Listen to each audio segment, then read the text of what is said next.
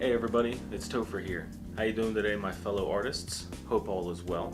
I hope you're out there tufting, or if not, hopefully you're gathering enough information to learn how to. And if not even that, I just appreciate you showing up to come talk to me. So today, I want to go over my top 5 rug tufting pet peeves. I've been doing this for a little over a year now, so it's getting to the point where there's some things that just kind of happen that I imagine happen to everybody, and they just kind of get annoying, so I just kind of wanted to have a space to talk about it. And if you go through any of these too, just let me know. So let's get it started with number 5. So number 5 is when the yarn gets bunched up at the needle point of the gun and I have to cut it. Basically on the tufting gun, if you don't already have one, there's like the gun and then it punches a needle into the material which punches the yarn in. And most people, what they're gonna do is use 2 pieces of yarn and then thread that through a little needle hole at the end. And that usually works really well, and that's pretty much what everybody does, though there are hand tools for it as well. So basically over time, you don't really notice it until you do it enough. Yarn is basically like 2 or 3 strands of yarn, at least the stuff you'll buy to put in most rugs people make in this community.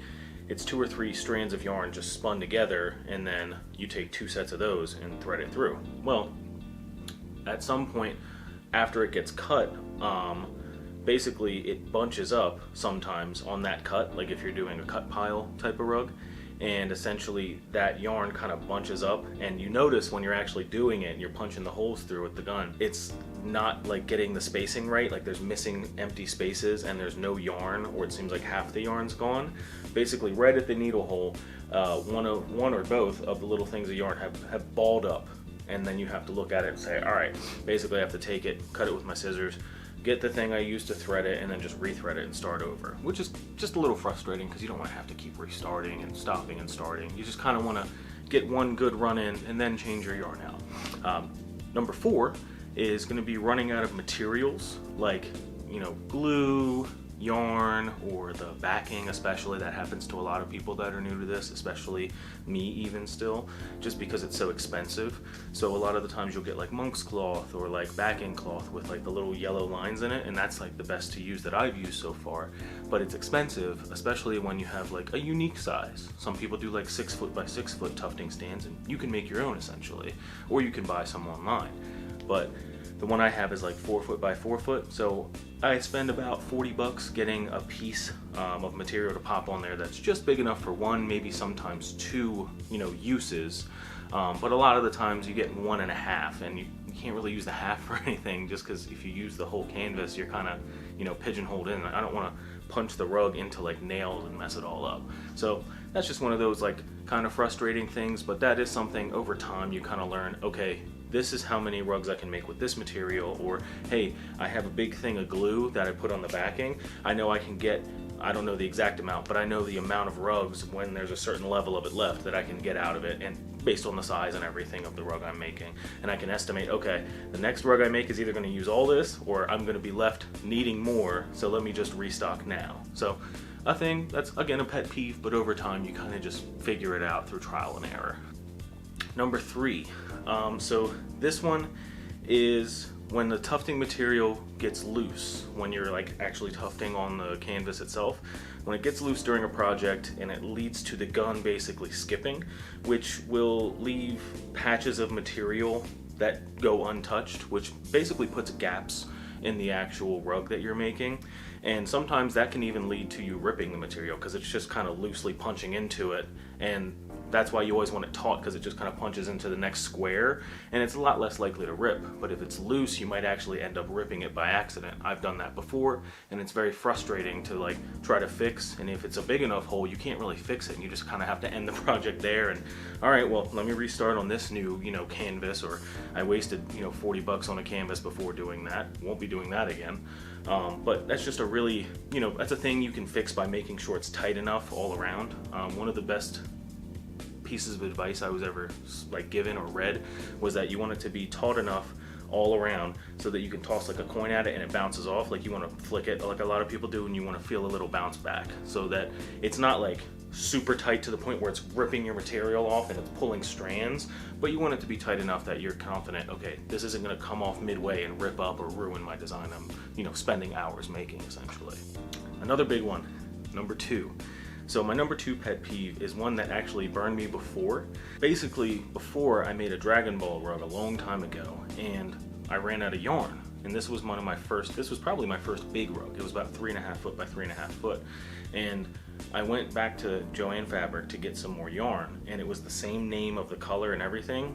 Even if it's like the same name and it's 100% the same brand and everything, sometimes you just get one that's in a different batch. That's why they tell you there's different batches. I know I mentioned this in one of my first like tufting videos where I talk about, you know, some things you might want to know, but it's really annoying when you get a color that's a little different, or like, you know, you accidentally grab one from a different batch, you're just not kind of paying attention. Like, that's how you end up with something that's so totally different in so many different ways. And sometimes you end up with things that don't look, you know, I got lucky that the Dragon Ball one I made, it looked kind of okay, like it was passable with how the colors were different, because over time, over the months, now it's kind of blended a little better and I can't really notice it anymore because I still use it. I use it as like a practice rug to practice like shaving and stuff like that on, for like the rug shaving and all.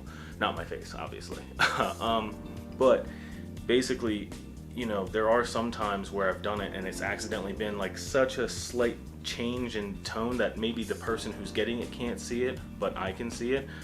So I just want to redo the whole thing. Like, I had a black one I made and it was just black versus almost like a charcoal black. I could see it, though the person could not, and it was a gift. It wasn't one I sold, but it was still very frustrating. So I went back and, you know, went to go remake it essentially. So that's just a pet peeve for the sake of quality control, I guess you could say, and something you want to keep your eye on, of course. Now, before we get to number 1, I do have one honorable mention to throw in there, and if you can't guess, here it is. Has this ever happened to you? You're planning on making a really radical rug, and then when you go to grab your tufting gun, you realize it's all tangled up, and then you just don't even feel like doing it anymore? Basically, I used that as a joke in my last video about tufting, but essentially it is really annoying when things do kind of get tangled up because you have a lot of different tools that you get over time. 2 of mine that I use the most, or 3 I guess, are the tufting gun itself. Obviously I have the wireless one now, so I haven't been using the wired one as much, but that's still, like, you know, all reliable, and if the wireless one ever has a problem, I want to be able to go back to it. But I have a wired tufting gun, and then I have the little shaving tool, the kind of like trimmer tool, and then the projector that I use to project all my images onto. All of those wires kept in the same place get really tangled up, and it's kind of frustrating sometimes. Not as much of a pet peeve, that's why it's an honorable mention and not like an actual entry, but I figured there's probably someone out there who actually does get annoyed with that, because I know I do sometimes when I just can't get it untangled and just move on to the next step. Like, it almost takes me out of it. It makes me want to give up for the day. It's like, I'll just make one tomorrow, no big deal. Even though this is like my one day off to do it, it's insanely frustrating sometimes. But on to number 1. So the big one is basically probably my least favorite thing about rug tufting, that like is a pet peeve, the most annoying pet peeve, I guess you could say. If you've been tufting for a while, you might have this issue. Maybe you don't. Maybe you're lucky and you don't. But I definitely do. So my number 1 pet peeve is when you're using a yarn spinner like I do, just because all the yarn balls I get are super like tied up and together. They're very commercial products, you know. It's sometimes it's really hard to undo them, and you can't just use them by themselves on the machine. I can't just thread them through a loop and hope for the best. I have to actually go and, you know, put them on a spinner and respin them into the type of yarn ball I'm going to use.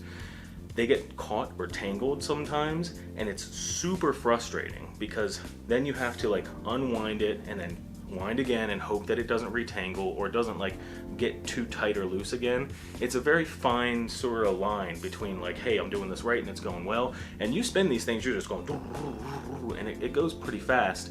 But then when you notice that it's getting tangled, or like one of the yarns pops up, or you see that it's getting like either too tight or like, I guess you could say just like too loose, it's just not, you know, sitting on there right, and you know basically when you're tufting it later, it's going to get caught, or it's basically going to ruin the yarn that you're using at that moment.